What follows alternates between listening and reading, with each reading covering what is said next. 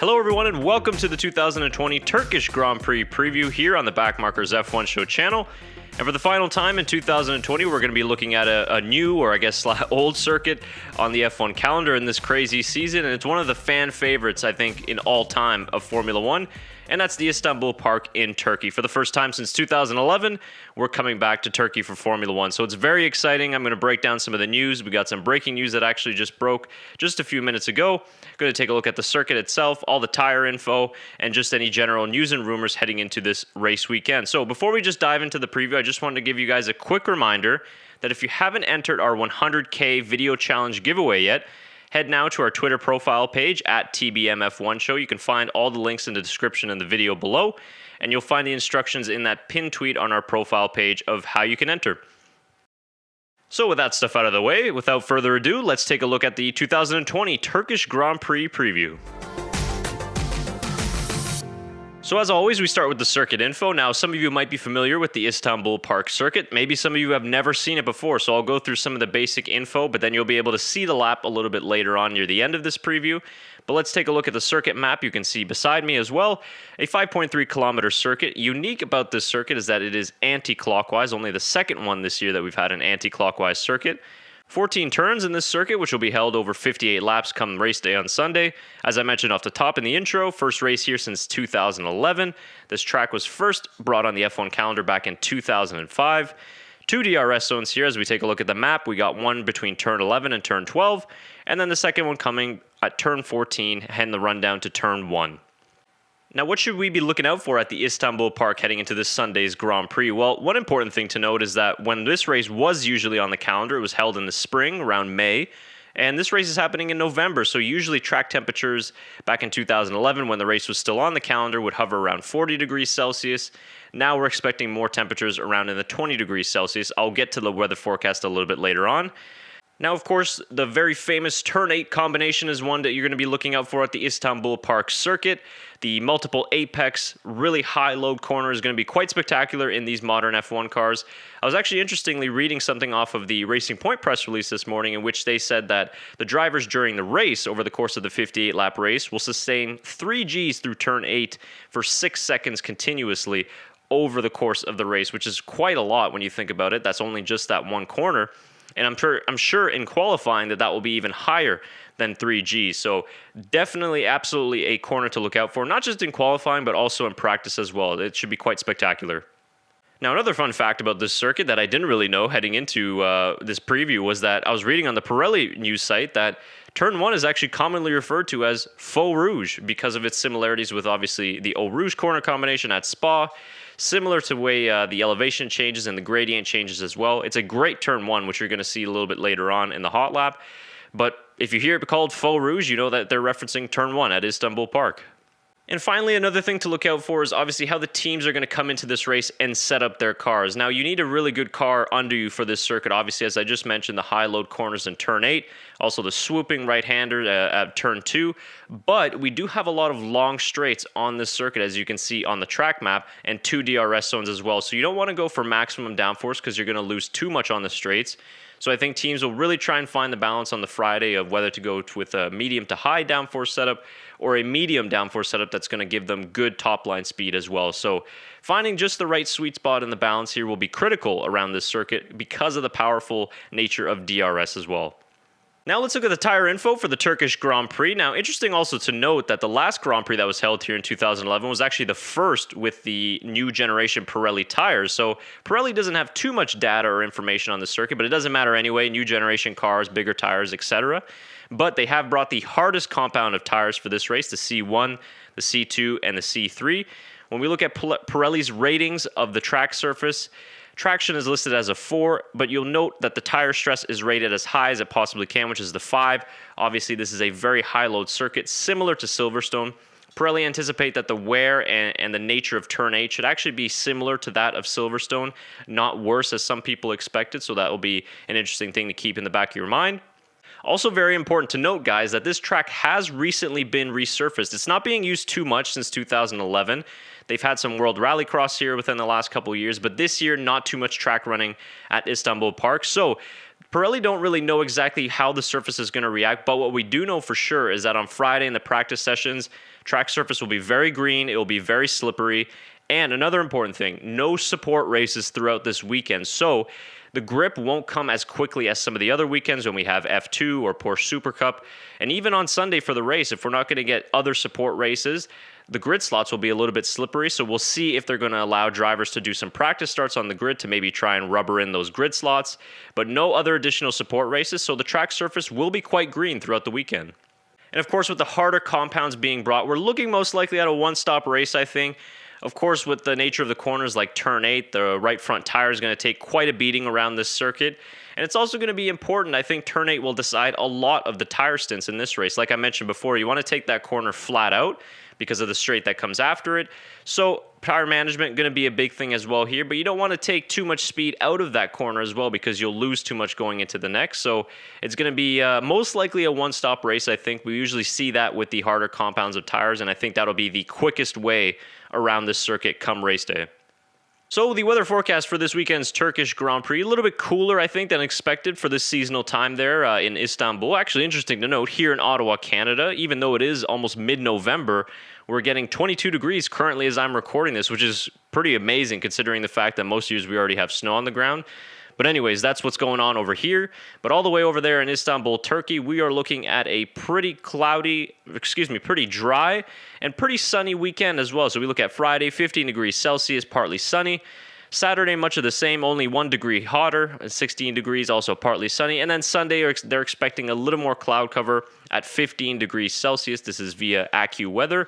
So this will obviously most likely change by the time this comes out. It'll fluctuate a little bit. Not really expecting much rain. There's only about a 15% chance throughout the weekend. So the weekend looks dry, a little bit cooler maybe than seasonal. Again, we saw a little bit of that during the race in Imola as well, so struggling to bring tire temperatures up. Just an important thing to note, that's the weather heading into this weekend's Grand Prix. All right, now it's time for the news and rumors section of the Grand Prix Preview, where I cover the latest breaking news, which we actually did get some for this episode, and also just what the teams are saying heading into this weekend's Turkish Grand Prix. A little bit quieter than I expected, to be honest with you, but there are some important things that I wanted to point out here, and I wanted to start with the 2021 provisional F1 calendar that got released a few days ago.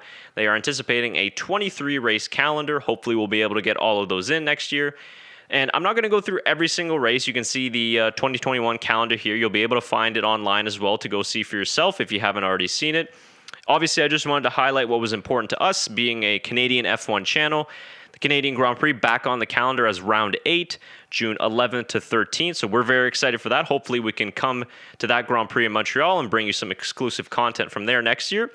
Now, a couple of other things that I wanted to just highlight here. You look at round 4 is to be confirmed. Now, round 4 this year, I believe, if I'm not mistaken, was supposed to be obviously the Vietnam Grand Prix, which ended up getting canceled, but it is not currently on the 2021 calendar, which I found very interesting.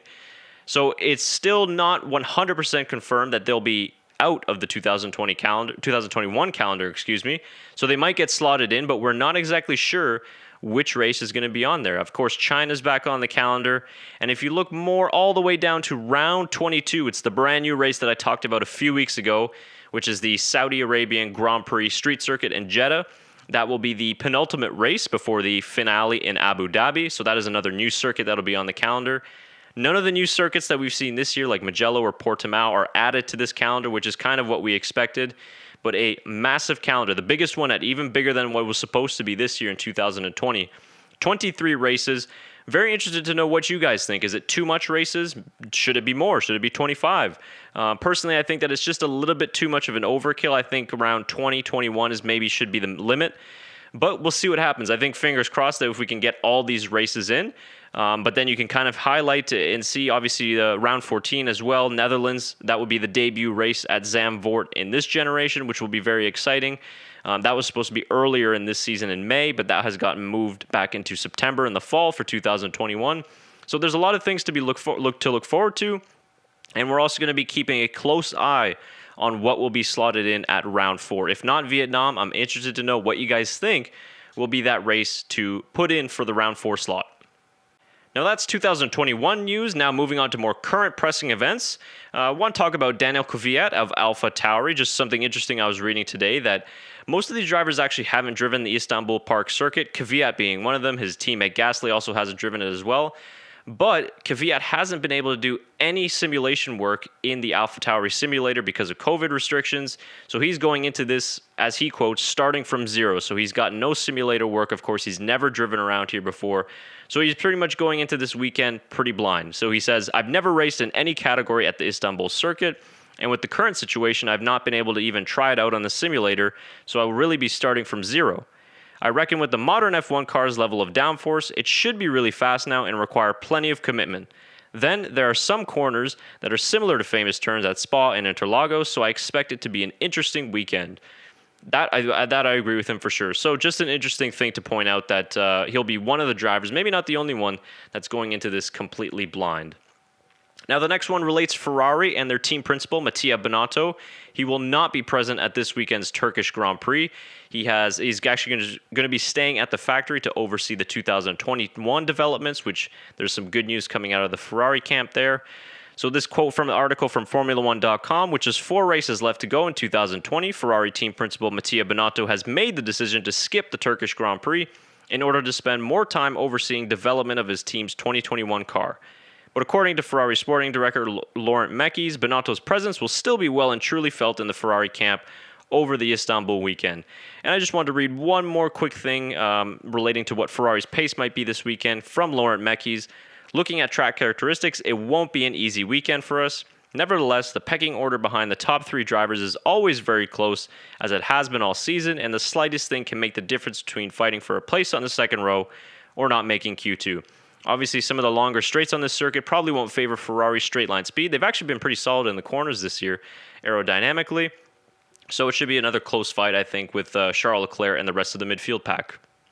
Now, this next piece was actually some breaking news as I was just about to go on the air, and I decided to refresh my Twitter feed just to check, just in case if there was any breaking news, and there actually was, and this was concerning Williams' acting team principal, Simon Roberts. He will miss the Turkish Grand Prix after having a positive COVID test, so he will not be there at this weekend's race.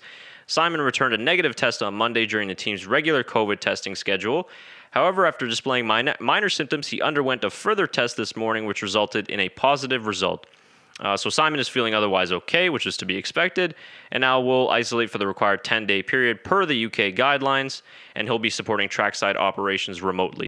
So no Simon Roberts this weekend for Williams. We've seen a lot of the teams this year have to shift around personnel because of these reasons, so just another slight mishap there for Williams, which is unfortunate, but I'm sure that they'll be able to cope just as well without him.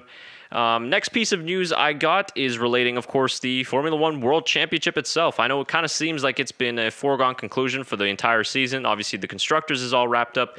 But this weekend, we can officially wrap up the Drivers' World Championship. And Lewis Hamilton, obviously very likely to equal a 7th World Championship record this Sunday. This article from the Race Fans does a great job in breaking down the stipulations. They're pretty simple, actually, not as confusing as in previous years. So taking a quote from here, but at this stage, it would take one of the greatest upsets in the history of the championship for Hamilton to be denied the crown. So if Hamilton's lead, when the checkered flag drops on Sunday, is 78 points or more, he will take the title. Therefore, the only way Bottas can be sure that the championship isn't settled on Sunday is by winning the race and scoring the bonus point for fastest lap, which he's only done once this year, which was at the Russian Grand Prix. So as it stands, if Hamilton, he's essentially in the driver's seat, so he's guaranteed to win the title on Sunday if he finishes ahead of Valtteri or his teammate retires from the race. If Hamilton retires or fails to finish in a point-scoring position, both of which would also mean he cannot score the bonus point for fastest lap, Bottas still needs to bag a decent haul of points to keep his championship hopes alive. Nothing less than 6th place would do. So effectively, I'm anticipating that Hamilton will indeed secure his 7th World Championship this weekend.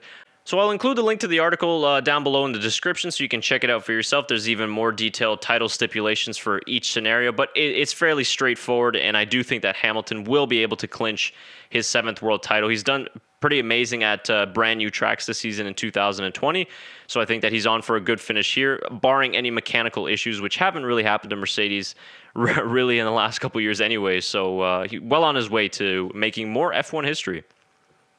And just the last one that I want to point out, of course, there's a lot of excitement in Turkey and from the Turkish fans as well, having Formula One back in their country, which is obviously great to see.